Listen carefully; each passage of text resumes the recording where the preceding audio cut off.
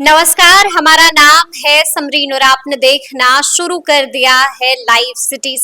देखिए, BPSC TRE 3.0 की परीक्षा संपन्न हो चुकी है, लेकिन अब तक रिजल्ट जारी नहीं हुआ है और आपने देखा है कि कुछ दिनों पहले कैसे अभ्यर्थियों ने बीपीएससी ऑफिस का घेराव किया था और उसके बाद पुलिस ने उन्हें दौड़ा दौड़ा कर पीटा भी था। देखिए, आपको मालूम है कि आखिर अभ्यर्थियों की मांग क्या है। अभ्यर्थी लगातार चीख चीख कर वन कैंडिडेट वन रिजल्ट की मांग कर रहे हैं और वेरिफिकेशन प्रोसेस में तब्दीली की भी मांग कर रहे हैं। लेकिन ऐसे में बड़ा सवाल उठता है कि आखिर कानून क्या कहता है।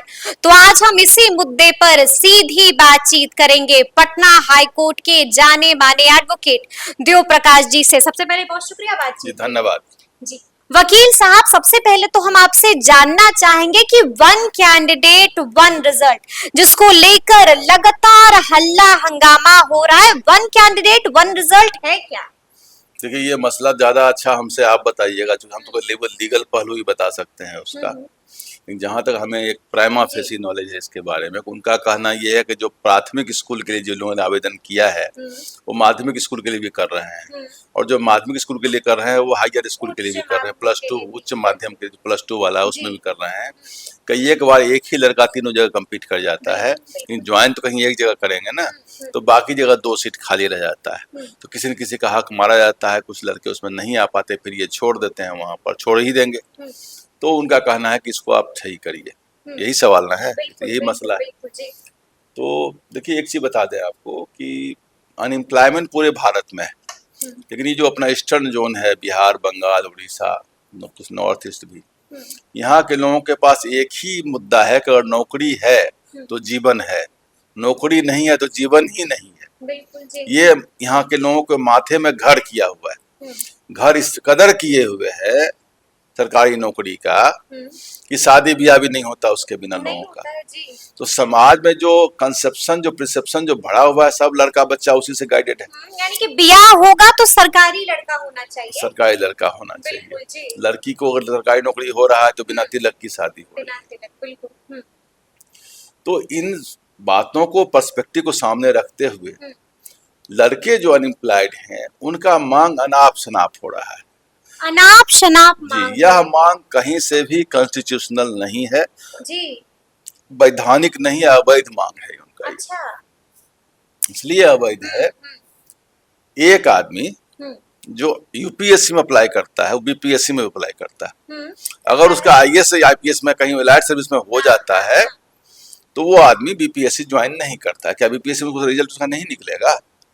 ये तो उसके फंडामेंटल राइट के जो 19(1) है कॉन्स्टिट्यूशनल राइट, कहीं के उसको आप क्षति पहुंचा रहे हैं। हर आदमी को मन होता है कि हम एक्स से लेकर के जेड तक चले जाएं, वो उसके लिए मल्टी गन फायर करता है, उससे एक ही साथ 4-5 टारगेट को लेकर चलता है।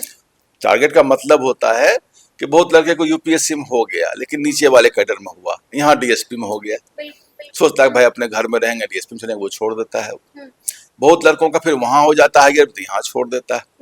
बहुत लोगों का बीपीएससी में हुआ, यूपीएससी में हुआ, दोनों में कहीं ज्वाइन नहीं करता है, कहता नहीं थोड़ा और अपग्रेड हम अपने आप को करेंगे तो हम ज्वाइन करेंगे। ऐसा रोज आप देख रहे होंगे, कितने आईएएस आईपीएस, कितने लोग आईपीएस बने, फिर आईएएस बने, एलाइड किए, फिर आईएएस, रोज तो अखबारों में बात आप देख रहे हैं।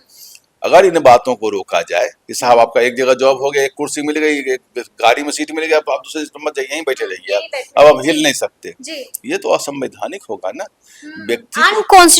व्यक्ति को दौड़ लगाने का संविधान पूरा सुविधा देता है कि हम कोई भी समाज, सभ्य समाज जो जहाँ रूल ऑफ लॉ है वो जहाँ पर बना हुआ है, जहाँ कानून का राज्य है, वहाँ व्यक्ति को इतनी स्वतंत्रता जरूर मिलती है, वो अपने को जितनी दौड़ लगाना चाहे वो लगा सकता है, चाहे वो बिजनेस करके आगे बढ़ जाए, राजनीति करके आगे बढ़ जाए, चाहे वो नौकरी करके आगे बढ़ जाए, जैसे रास्ते आगे बढ़ने के रास्ता को अवरोधित नहीं किया जा सकता। अब बात आप बता रहे हैं कि जिनका निम्न क्या नाम है, मिडिल स्कूल में हो गया, उनका हाई स्कूल प्राइमरी में हो गया, इनका हायर में हो गया, अपर उसका जो उच्च हाई स्कूल में जो +2 वाले में नहीं होगा, तो उसमें अब बताइए, जहाँ तक हम जानते हैं जितनी भी बहाली होती है, जितना भी निकलता है इस जन का, उसमें जो नंबर ऑफ सीट्स जो होता है, मान लीजिए कहीं 100 सीट है तो नॉर्मली 150 का रिजल्ट निकलता है।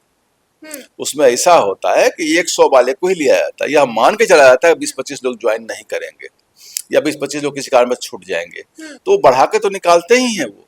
जब फाइनल सिलेक्शन हो जाता है उनका, उसके बाद भी कुछ दिन वेटिंग में रखते हैं। ऐसा सिस्टम है। जितने भी रिक्रूटमेंट बोर्ड हैं, बीपीएससी एक रिक्रूटमेंट संस्था है। रिक्रूटमेंट संस्था का ये काम ही है कि संख्या बढ़ा के देना। कभी भी ऐसा नहीं होता कि 100 लेकिन इसमें वेटिंग का कोई प्रावधान नहीं है वकील साहब, जिसको लेकर भी खूब हंगामा हो रहा है। वेटिंग का प्रावधान नहीं, तो वेटिंग प्रावधान रखना चाहिए। सरकार अभ्यर्थी कह रहे हैं हमारी हकमारी हो रही उससे है। सरकार को भी हानि है, फिर यही कि एक ही एग्जाम दोबारा लेना पड़ेगा। इसलिए यह बात तो वांछनीय है कि उनको कम से कम अगर सीट अगर 100 है तो 125 लोगों का लिस्ट निकालना चाहिए, या फिर सप्लीमेंट्री या साथ में या सप्लीमेंट्री रिजल्ट निकालने का प्रावधान होना चाहिए। ये तो बिल्कुल सही है कि अगर मान लीजिए उसमें से लिस्ट में रखिए, अगर वो 100 में से सीट 5 बच जाए, 4 अभी मेडिकल की जो बात वो होता है, जो एडमिशन होता है उसमें वही किया जाता है, वही लड़के फिर नीट में चले जाते हैं, एम्स में चले जाते हैं, फिर यहाँ से और सीट बढ़ता है।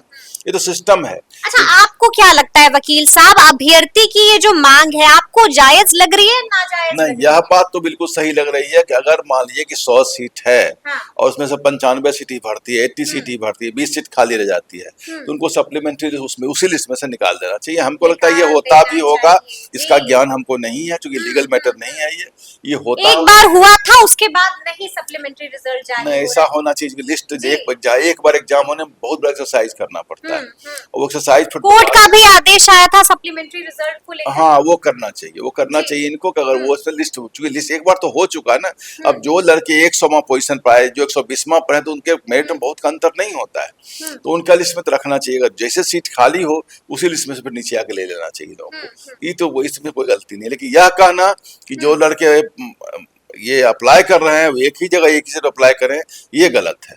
ये गलत है जी। यानी कि आप यही कह रहे हैं वकील साहब कि किसी भी नागरिक का ये अधिकार होता है कि वो 1 to 5 में भी अप्लाई कर दे, 6 to 8 में भी अप्लाई कर दे, 9 to 10th में भी कर दे, 11 to 12th में भी कर दे, और जिसमें उसका मन चाहे वो उस क्लास में योगदान दे। यानी कि ये उसका पूरा का पूरा अधिकार है। रिक्रूटमेंट संस्था का काम है और सरकार का काम है कि सप्लीमेंट्री लिस्ट का इंतजाम व्यवस्था उसमें रखे कि सीट खाली हो तो उसी लिस्ट में दोबारा ले लिया जाए। अच्छा वकील साहब, आपको क्या लगता है बीपीएससी इन मांगों को लेकर क्या कुछ निर्णय ले सकती है? बीपीएससी या क्या कुछ निर्णय लेना चाहिए? बीपीएससी बहुत ही पुरानी और स्थापित संस्था है जी।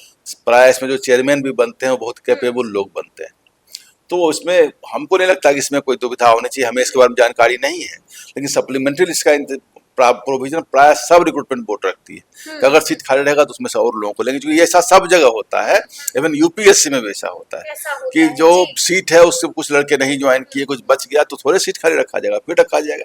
कहीं कहीं होता है कि अब सीट खाली तो अगले साल बढ़ा के निकाला जाएगा, लेकिन ये कहीं बहुत जगह है कि उतना सीट बचा के रखा जाता है। अगर मान लीजिए हो गया तो उसी लिस्ट में नीचे आके ले लेता है, तो वो होना चाहिए। अगर वो सरकार तो सरकार कर दे सकती है व्यवस्था, उसमें कोई बड़ी चीज नहीं। अभ्यर्थियों की ये भी लगातार तरह तरह की मांग कर रहे हैं और तरह तरह के आरोप भी लगा रहे हैं। ये भी आरोप वो लगा रहे हैं कि 1 कैंडिडेट 1 रिजल्ट नहीं होने की वजह से उनका भारी नुकसान हो रहा है, सीटें भी खाली रह जा रही हैं। नहीं, 1 कैंडिडेट 1 जो एप्लीकेशन है वो अनुचित, वो अनुचित है जी, अनुचित है। अच्छा, इसके लिए कानून में कोई प्रावधान है वकील साहब? मैंने कहा असंवैधानिक होगा, ये किसी व्यक्ति को अपने रोक सकते। अगर होगा तो फंडामेंटल राइट पर लोग केस में चले जाएंगे, रिट में चले जाएंगे, रिट में चले जाएंगे, बिल्कुल उसको असंवैधानिक हो जाएगा। जी जी, एक ही काम आप कर सकते हैं कि जो सप्लीमेंट्री लिस्ट का मांग कर सकते हैं, जो सीट खाली रह जाए उसी लिस्ट में से भरा जाए, इसकी मांग आप कर सकते हैं। इसकी मांग आप कर सकते हैं और इसको लेकर आप कोर्ट भी जा सकते हैं। सरकार ही कर देगी, हमको सरकार की व्यवस्था का ही भाग है ये, सरकार की व्यवस्था का जी जी जी, इसमें कोर्ट जाने की जरूरत नहीं पड़ेगी, सरकार की व्यवस्था का ही भाग है। हाँ। तो चलिए अब देखना होगा कि आगे आगे इसको लेकर क्या कुछ होता है, बीपीएससी कुछ बदलाव करती है या नहीं करती है, इस पर भी सबकी निगाहें टिकी रहेंगी। तो फिर ये पूरी बातचीत आपको कैसी लगी है, कमेंट करके हमें जरूर बताइएगा। तो ऐसे तमाम अपडेट्स के लिए ऐसे ही हमारे साथ बने रहिएगा और देखते रहिएगा लाइव सिटीज। बहुत शुक्रिया।